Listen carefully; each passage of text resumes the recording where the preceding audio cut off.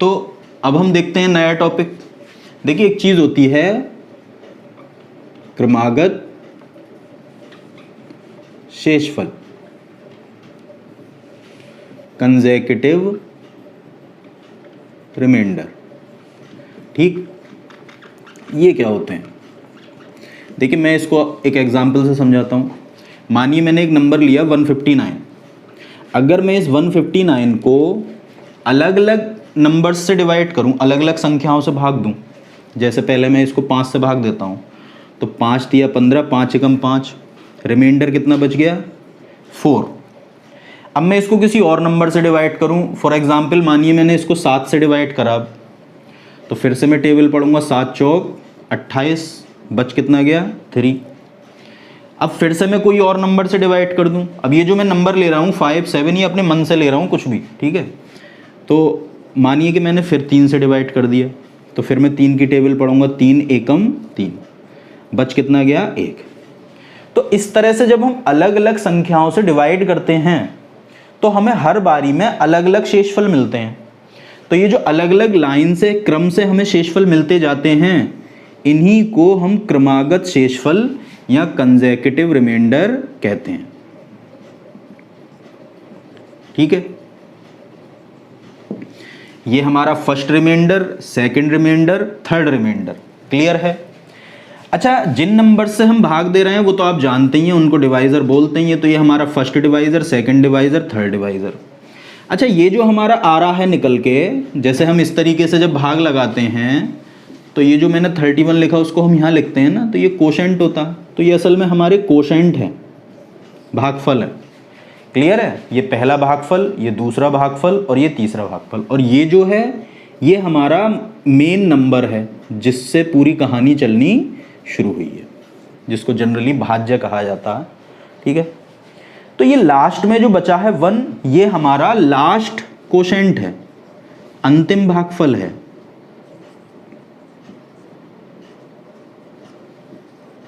ठीक, तो ये बात सबको समझ में आई कि भाई जब हम किसी भी नंबर को अलग अलग नंबर से डिवाइड करते जाते हैं तो हमें हर बारी में अलग अलग रिमाइंडर मिलते चले जाते हैं। तो ये जो अलग अलग रिमाइंडर हमें मिलते जाते हैं, बस इन्हीं को कंसेक्यूटिव रिमाइंडर कहा जाता है। तो समझ गए आप किसको कहते हैं कंसेक्यूटिव रिमाइंडर। अब इसी चीज़ पर आधारित क्वेश्चंस बनते हैं। ठीक है, तो क्या क्वेश्चन बनते हैं वो मैं अभी आपको कराता हूँ, लेकिन उससे पहले आप ये सारी चीज़ें रिमाइंड कर लें कि ये रिमाइंडर्स हैं, ये डिवाइज़र हैं और ये हमारे भागफल हैं, कोशेंट हैं। इसमें ये वाला जो है वो हमारा लास्ट भागफल है। यहाँ पे ऐसा नहीं है कि 1 बच जाएगा तभी रुकना है, ऐसा नहीं है, कुछ भी बच सकता था। ये मैंने 3 नंबर लिए हैं, हो सकता मैं आगे और 4 से डिवाइड करूँ। अगर मैं इसको 4 से डिवाइड और कर दूँ आगे, तो मैं 4 की टेबल पढ़ूंगा 0 टाइम और रिमाइंडर कितना बच जाएगा? 1। तो अब मेरा जो लास्ट कोशेंट हो जाएगा वो 0 हो जाएगा और लास्ट रिमाइंडर जो हो जाएगा वो 1 का 1 ही रहेगा। तो ये नहीं मैटर करता है कि लास्ट में बच क्या रहा, लास्ट में 0 भी बच सकता है, कोई और नंबर भी बच सकता है। पॉइंट क्लियर है? तो ये पूरी प्रोसेस आपको समझ में आ गई। अब इससे क्वेश्चन कैसे बनते हैं ये समझ लीजिए। तो ये आपका क्वेश्चन है, देखिए कंसेक्यूटिव रिमाइंडर पर बेस्ड क्वेश्चन है ये। तो इस क्वेश्चन से समझिए आप। क्वेश्चन ये है कि एक संख्या को 2, 3, 4, 5 और 6 से डिवाइड किया जाता है। कोई नंबर है, पता नहीं कि नंबर क्या है, तो मैं वो नंबर n रख लेता हूँ। इसको किन से डिवाइड किया जा रहा है? 2, 3, 4, 5 और 6 से, एक एक करके। मतलब पहले डिवाइड किया गया होगा 2 से, फिर कुछ यहाँ पे आया होगा, फिर जो आया होगा उसको फिर 3 से, फिर कुछ नया नंबर मिला होगा, फिर उसको डिवाइड किया गया होगा 4 से, फिर कुछ नया नंबर मिला होगा, फिर उसको डिवाइड किया गया होगा 5 से, फिर कुछ नया नंबर मिला होगा। ऑब्वियस है, मिला ही होगा। और लास्ट में अच्छा 6 से भी डिवाइड किया गया है तो फिर से कुछ नया नंबर मिला होगा। ठीक, अच्छा जैसे ही हमने इनसे डिवाइड किया है तो हमें रिमाइंडर क्या मिले हैं? 1, 2, 3, 4 एंड 5। मतलब जब 2 से डिवाइड किया था तो रिमाइंडर मिला था 1, 3 से किया था तो 2, 3, 4 एंड 5, ये हमें रिमाइंडर मिले हैं। ठीक है, अब क्वेश्चन क्या कह रहा है? क्वेश्चन कह रहा है अगर इस संख्या को, मतलब अगर इस नंबर को 7 से डिवाइड किया जाए तो शेषफल क्या होगा? तो ये तो बहुत आसान बात है, 7 से डिवाइड करना सब जानते ही हैं, लेकिन समस्या बस ये है कि ये नंबर नहीं पता है हमें, तो ये नंबर पता करना पड़ेगा हमें। अब ये नंबर कैसे पता करेंगे? अच्छा, क्वेश्चन ने हमसे बोला है कि भाई अगर अंतिम भागफल 1 है, तो मैंने आपको बताया था अभी थोड़ी देर पहले ही कि ये भागफल कहलाते हैं। अब क्वेश्चन हमसे बोल रहा है कि अंतिम भागफल 1 है। अंतिम भागफल 1 होने का मतलब यहाँ 6 की टेबल एक बार पढ़ी गई होगी। क्लियर है? अब आप फॉर्मूला जानते ही हैं, n = d × q + r, मतलब जो नंबर होता है वो भाजक गुणा भागफल प्लस शेषफल के बराबर होता है। ठीक है, तो इसी फॉर्मूले की हेल्प से हम बिल्कुल ऊपर चले जाएंगे, उल्टे तरफ को चले जाएंगे। हम कैसे? देखिए, तो मैंने समझाने के लिए ऐसे लिख दिए थे n1 n2 n3, बाकी इनका रोल कोई नहीं है। हमारे पास इतनी इन्फॉर्मेशन है, हमें ये पता है कि भाई जो डिवाइज़र हैं वो ये हैं, जो रिमाइंडर हैं वो ये हैं, और लास्ट में भागफल कितना है? 1। तो लास्ट में भागफल 1 होने का मतलब है कि 6 की टेबल एक बार पढ़ी गई होगी, 6 एकम 6 और 5 बचा होगा। इसका मतलब 6 एकम 6, 6 एकम 6 और 5 11 रहा होगा यहाँ पे। तो सीधी सी बात है, यहाँ 11 लिख दीजिए। यहाँ 11 होने का मतलब है कि 5 की टेबल 11 बार पढ़ी गई होगी, तो 5 की टेबल 11 बार, 11 पंजे 55, और उसके बाद भी 4 बच गए होंगे, इसका मतलब यहाँ 59 रहे होंगे। ऐसे ही यहाँ पे 4 की टेबल 59 टाइम पढ़ी गई होगी, तो 4 की टेबल 59 टाइम पढ़ेंगे तो हो जाएगा 236, और फिर भी 3 बच गए होंगे, इसका मतलब 239 रहा होगा यहाँ पे। ठीक, यहाँ 239 आने का मतलब है कि 3 की टेबल 239 टाइम पढ़ी गई होगी और फिर 2 बचा होगा। तो बेसिकली 3 को इससे मल्टीप्लाई करिए और इसको प्लस कर दीजिए। यही फॉर्मूला अप्लाई हो रहा, समझ ही पा रहे होंगे ये बात सब। तो करिए 3 निम 27 के 7 हासिल 2, 3 तिया 9 और 2 11 का 1 हासिल 1, 3 दूनी 6 और 1 7, और ये 2 इसमें प्लस होगा तो कितना हो जाएगा? 719। ठीक, यहाँ 719 आने का मतलब 2 की टेबल 719 बार पढ़ी, तो 2 × 719 और उसमें ये शेषफल बचा 1, ये जोड़ दो। अरे ये भाजक है, ये भागफल है, ये रिमाइंडर है, फॉर्मूला अप्लाई कर दो। तो 2 × 18 के 8 हासिल 1, 2 एकम 2 और 1 3, 2 सत्ते 14, और उसमें 1 प्लस करेंगे तो आ जाएगा 1439। इसका मतलब जो हमारा नंबर शुरू में रहा होगा वो 1439 रहा होगा। तो बस इसी नंबर को क्वेश्चन हमसे 7 से डिवाइड करने को बोल रहा है, तो अब इस नंबर को 7 से डिवाइड कर दीजिए। ठीक है, तो 7 दूनी 14 बचे 39, 7 पंजे 35। हमसे पूछा गया था क्या रिमाइंडर बचेगा, तो रिमाइंडर बचा 4। तो ये हो गया हमारे इस क्वेश्चन का आंसर। ठीक है, अब 1-2 क्वेश्चन और देखते हैं इसी टॉपिक पे, ताकि ये अच्छे से क्लियर हो जाए आपको। तो अब नेक्स्ट क्वेश्चन देखते हैं हम अपना। तो ये रहा आपका दूसरा क्वेश्चन। देखिए, ये बोला 2 अंकों की एक सबसे बड़ी संख्या n है। ठीक है, अब के क्वेश्चन ने एक शर्त लगा दी है कि संख्या 2 अंकों की है, स्पेसिफिक कर दिया, नंबर को फिक्स कर दिया। कह रहा है जिसे जब 3, 4 और 6 से क्रमिक रूप से विभाजित किया जाता, मतलब एक एक करके डिवाइड करते हैं, तो जो रिमाइंडर आते हैं वो 1, 2 और 4 आते हैं। तो नंबर फिर से मैं जैसे n मानूं नंबर को, तो इसको किस किस से डिवाइड किया जा रहा है भाई? 3, 4, 6, और रिमाइंडर क्या मिल रहे हैं? रिमाइंडर मिल रहे हैं 1, 2 एंड 4। मतलब 3 से डिवाइड किया तो रिमाइंडर मिला 1, 4 से डिवाइड किया तो रिमाइंडर मिला 2, और 6 से डिवाइड करने पर रिमाइंडर कितना मिल रहा है? 4। ठीक, तो कह रहा तो n को 5 से विभाजित किया जाए तो शेषफल क्या होगा? तो सेम ही है लगभग क्वेश्चन, एक डिफरेंस है बस। पिछले क्वेश्चन में हमें ये बता दिया गया था कि अंतिम भागफल क्या है, मीन्स यहाँ पे क्या आएगा, ये क्वेश्चन ने हमें बताया था। तो अगर क्वेश्चन हमें बताता है तब तो हम उसी के हिसाब से चलते हैं। अगर क्वेश्चन हमें ये नहीं बताए तो फिर यहाँ पे हम कोई भी नंबर ले सकते हैं, हम कुछ भी मान सकते हैं कि भाई 6 की टेबल लास्ट में आके मान लो कि 0 टाइम पड़ी गई है, या 1 बार पड़ी गई है, या 2 बार पड़ी गई है, जो आपका दिल करे वो मान सकते हो। लेकिन आपको ये ध्यान रखना पड़ेगा कि अगर क्वेश्चन ने नंबर फिक्स कर दिया है, तो आपको जैसे क्वेश्चन बोल रहा है कि नंबर 2 डिजिट्स का है, तो जो भी आप यहाँ पे लास्ट क्वोशेंट लो वो इस हिसाब से लेना पड़ेगा आपको कि यहाँ पे 2 ही डिजिट का नंबर आना चाहिए। ले कुछ भी सकते हो आप, यहाँ 0 रख लो, 1 रख लो, 2 रख लो, 3 रख लो, लेकिन आपको ये ध्यान रखना पड़ेगा कि ऊपर एक 2 डिजिट नंबर ही आना चाहिए। तो चलो क्योंकि एक छोटा क्वेश्चन है तो मैं 1 रख के ट्राई कर लेता हूँ। अगर मैं यहाँ 1 रख लूँ तो इसका मतलब ये 6 की टेबल एक बार पढ़ी गई, तो 6 एकम 6 और 4 बचा है, इसका मतलब यहाँ 10 रहा होगा, तभी तो 6 एकम 6 4 10 हुए होंगे। अच्छा, यहाँ 10 है तो 4 की टेबल 10 बार पढ़ी गई, इसका मतलब 4 दही 40 और 2 बचे हैं, इसका मतलब यहाँ 42 रहे होंगे। यहाँ 42 आने का मतलब है कि 3 की टेबल 42 बार पढ़ी गई होगी। अब 42 दिया तो 126 हो जाते हैं, तो 3 डिजिट नंबर बन गया, जबकि हमें चाहिए 2 डिजिट नंबर, इसलिए हम यहाँ 1 नहीं रख सकते। 1 रख के ही जब 3 डिजिट में चला जा रहा है तो 1 से बड़ा कोई नंबर रख के तो और भी ऊपर चला जाएगा। इसका मतलब ये तो कन्फर्म हो गया कि यहाँ 0 ही आया होगा। अब अगर यहाँ 0 आया होगा तो इसका मतलब 6 की टेबल पढ़ी नहीं गई होगी, 600, बस यहाँ 4 रहे होंगे, तो 6 की टेबल 0 बार पढ़ी गई होगी तो 4 बच गए होंगे। क्लियर है? अच्छा, 4 की टेबल 4 बार, 4 चौक 16 और 2 18। अब आप ये समझ ही गए होंगे क्या प्रोसेस चल रही है, कैसे हमें ये नंबर मिलते जा रहे हैं नीचे से ऊपर। तो मैं बार बार क्या समझाऊँ इसको। यहाँ 18 आने का मतलब है कि 18 तिया 54 और 1 यहाँ 55 रहे होंगे।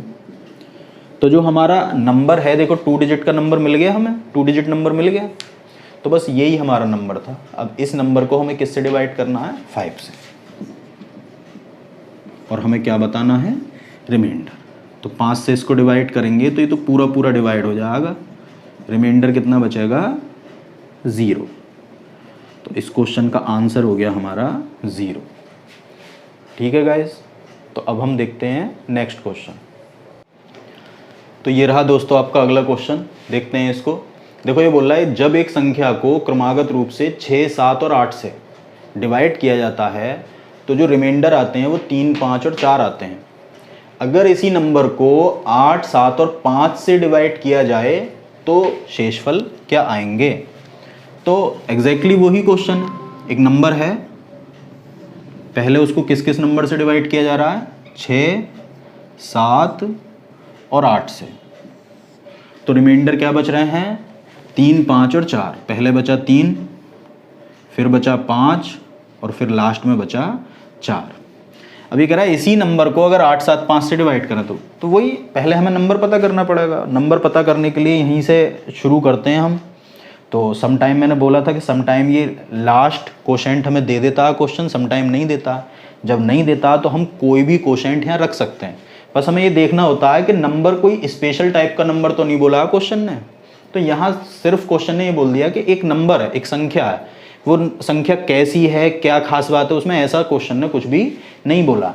तो क्योंकि नंबर में कोई स्पेशल बात नहीं है इसलिए यहाँ पे कुछ भी ले सकते हो आप, 0, 1, 2, 3 जो भी आपका दिल करे तो 0 ले लो। 0 लेने का मतलब है कि 8 की टेबल पढ़ी ही नहीं गई है, 8 की टेबल 0 टाइम पढ़ी गई है, 8, 0, 0 और फिर 4 बचे हैं, इसका मतलब यहाँ 4 ही रहे होंगे। अगर आपको 0 लेने में दिक्कत लगती है तो 1 ले लिया करो, 8 एकम 8 और 4 12 आ जाएगा फिर यहाँ। ठीक, यहाँ 4 आने का मतलब 7 की टेबल 4 बार पढ़ी तो 7 चौक 28 और 5 33। यहाँ 33 है तो 6 तिया 18, 6 तिया 18 198 और 3 201, नंबर आ गया 201। अगर यहाँ पे आप कुछ और लेंगे तो नंबर कुछ और आ जाएगा। ठीक है, अब क्वेश्चन बोल रहा है इस 201 को आपको किससे डिवाइड करना है? 8, 7 और 5 से, और कंसेक्यूटिव रिमाइंडर पता करने हैं। तो भाई 8 से डिवाइड करेंगे तो देखो 8 दूनी 16, 8 पंजे 40, रिमाइंडर कितना बचा? 1। अब इस 25 को 7 से डिवाइड करेंगे तो 7 तिया 21, रिमाइंडर कितना बचा? 4। फिर इस 3 को 5 से डिवाइड करेंगे तो 5, 0, 0, रिमाइंडर कितना बचा? 3। तो जो हमारे कंसेक्यूटिव रिमाइंडर आए वो आए 1, 4, 3। तो ये हो गया हमारे इस क्वेश्चन का आंसर। तो ये मैंने कराया बहुत इजी क्वेश्चन। अब हम कुछ ऐसे क्वेश्चन देखते हैं जहाँ पे नंबर फिक्स कर दिया जाता है। जब ये नंबर को फिक्स कर देगा कि भाई इस तरह का नंबर है, तो ऐसे क्वेश्चन में आप यहाँ पे कोई भी कोशेंट नहीं ले सकते। फिर आपको ऐसा नहीं है कि 1 ले लो, 0 ले लो, अपने मन से ले लो, ऐसा नहीं कर पाएंगे। फिर हमें कुछ और कोशेंट लेना पड़ेगा, मतलब वेरिएबल यूज़ करने पड़ेंगे, x मान के या k मान के फिर क्वेश्चन को करना पड़ेगा। देखो मैं क्वेश्चन से ही बताता हूँ। तो अगला क्वेश्चन देखते हैं अब। तो ये रहा दोस्तों आपका अगला क्वेश्चन। ये 1-2 क्वेश्चन और कराऊंगा मैं इस तरह के, टॉपिक कंप्लीट हो जाएगा। फिर देखिए यहाँ पे बोल रहा 100 व 10,000 के बीच ऐसी कितनी संख्याएं हैं जिनको जब क्रमागत रूप से 7, 11 और 13 से विभाजित किया जाता है तो शेषफल 5, 6 और 7 आते हैं। अब क्या पूछ रहा है ऐसे कितने नंबर हैं जिनको इनसे डिवाइड करने पर ये रिमाइंडर में बच जाए, और वो नंबर हमें किसके बीच पता करने हैं? 100 और 10,000 के। तो जैसे क्वेश्चन वही है कि भाई पहले 7 से डिवाइड कर रहा, फिर 11 से डिवाइड कर रहा, फिर 13 से डिवाइड कर रहा, और हर बारी में कोई ना कोई रिमाइंडर बच रहा होगा। रिमाइंडर बच रहे हैं 5, 6 और 7, इससे करने पे 5, ठीक है। तो वही बात, हम तो बार बार ये नंबर कैसे पता करते हैं, यहाँ पे हम लास्ट कोशेंट रख लेते हैं, कोई अंतिम भागफल रख लेते हैं, कोई 1 रख लेते हैं या 0 रख लेते हैं, कोई भी रख सकते हैं आप। 1 0 रखेंगे उससे आपको एक नंबर मिलेगा, 1 रखेंगे उससे आपको एक नंबर मिलेगा। तो इस नंबर की इन्फिनिटी वैल्यू पता कर सकते हैं आप, इस नंबर के अनंत मान यहाँ पे हम पुट कर सकते हैं, तो इस नंबर की इन्फिनिटी वैल्यूज हम निकाल सकते हैं। पॉइंट क्लियर है? लेकिन हमें सिर्फ वही वैल्यूज पता करनी है जो 100 और 10,000 के बीच हैं।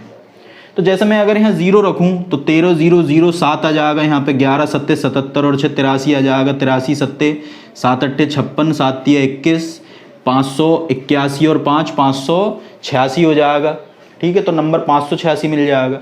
तो इसी तरीके से मुझे देखने हैं कि 500 से 10,000 के बीच कितने नंबर हैं।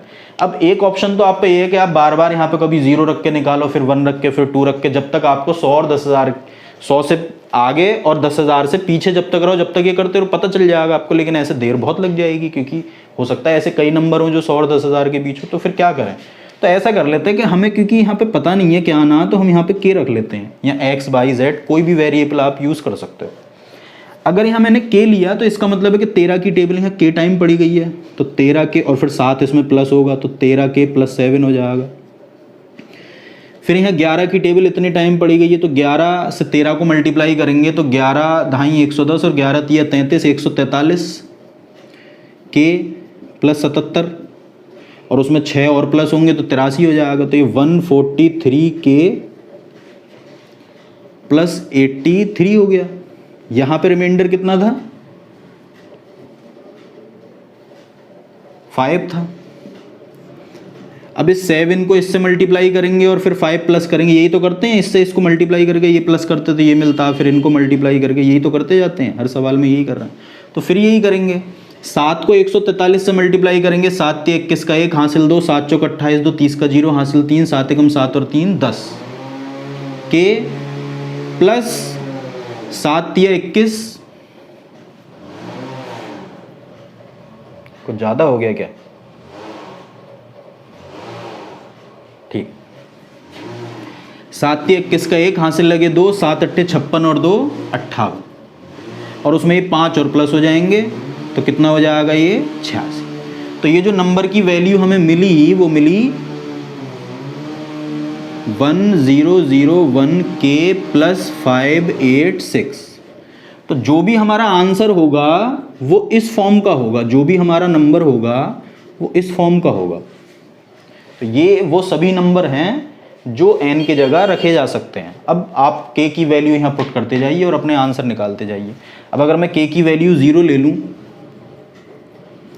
तो n बराबर हो जाएगा 586। अगर मैं k की वैल्यू 1 ले लूँ तो n बराबर 1 ले लूँगा तो इतना ही हो जाएगा। तब जब ये प्लस होएंगे तो ये हो जाएंगे 1587। अगर मैं k की वैल्यू 2 ले लूँ, मुझे ध्यान रखना है कि n की वैल्यू 100 और 10,000 के बीच ही आनी चाहिए, ठीक है। तो 100 से ज़्यादा है, देखो ये अभी 10,000 तक चेक करना पड़ेगा हमें। 2 रखेंगे यहाँ पे तो ये 2002 बन जाएगा, और उसमें 586 तो प्लस होने ही है, तो ये हो जाएगा 2588। अगर मैं k की वैल्यू 3 ले लूँगा, सही है। अब आप सारी वैल्यू रख के मत देखो, क्योंकि ऐसे तो टाइम लग जाएगा। आपको सारे नंबर पता नहीं करने हैं, आपको सिर्फ ये बताना है कि कितने नंबर पॉसिबल है। तो यहाँ क्या क्या रख सकते हैं आप, बस इतना एक आइडिया लगा लें। देखो यहाँ मुझे 10,000 तक जाना, तो अगर मैं यहाँ 10 रख दूंगा तो 10 से इसको मल्टीप्लाई होके 10,010 हो जाएंगे। 10,000 से तो पीछे रहना है मुझे, तो मैं यहाँ 9 तक ले सकता हूँ वैल्यू, नहीं ले सकता हूँ नहीं। तो अगर मैं k की वैल्यू 9 लूँ तो ये हो जाएगा 9009, और उसमें 586 जब प्लस होंगे तो 15 के 5 यहाँ से ले 9 5 9, तो मेरी n की जो वैल्यू मिलेगी मुझे वो मुझे मिलेगी 9595।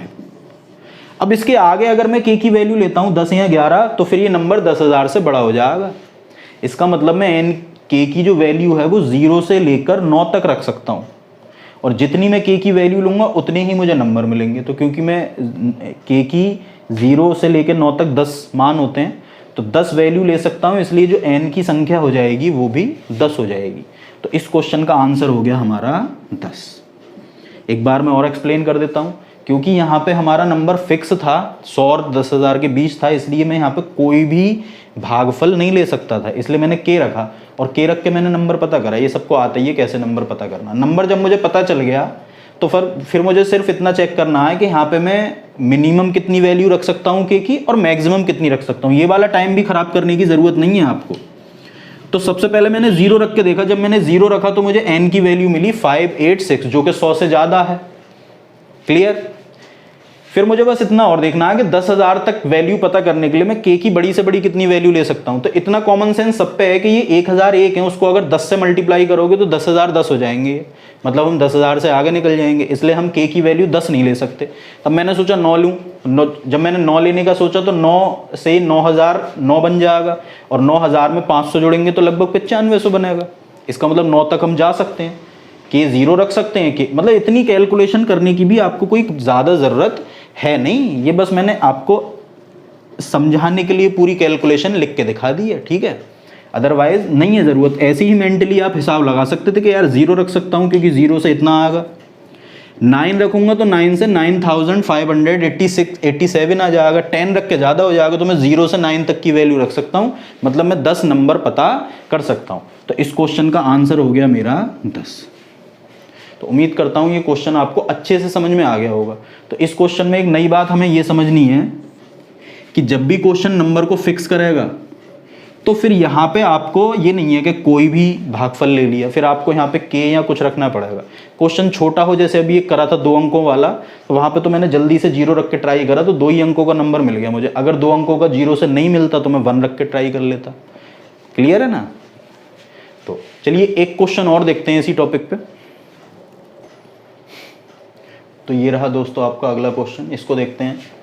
ये बोल रहा है 4 अंकों की संख्या है, देखिए कर दिया नंबर फिक्स, और वो भी सबसे बड़ी 4 अंकों की सबसे बड़ी संख्या है, जिसको इन से डिवाइड करने पर रिमाइंडर ये आ रहा है, इन से डिवाइड करने पर रिमाइंडर ये आ रहा है।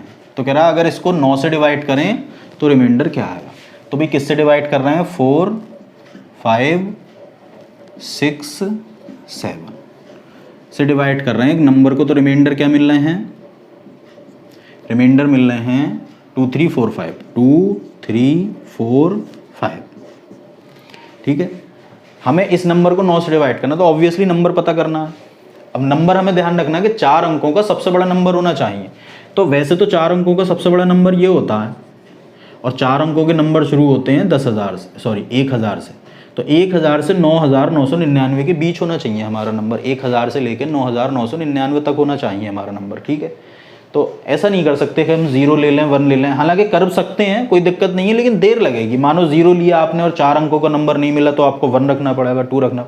तुक्का मारना चाहते हैं बेशक मार सकते हैं, जैसे मेरा दिल कर रहा है मैं 2 लेकर ट्राई कर लेता हूँ, तो 2 लेकर ट्राई कर लो। अगर आपको यहाँ 4 अंकों का नंबर मिल जाए तो समझ लो वो ठीक है, फिर बिल्कुल क्लियर है। लेकिन वो सबसे बड़ा होना चाहिए, यही सारी समस्या की जड़ है, तो ऐसे देर लग जाएगी। तो बेहतर ऑप्शन वही है कि आप यहाँ k रख लें। ठीक है, k रखेंगे तो भाई 7k + 5 आएगा यहाँ पे,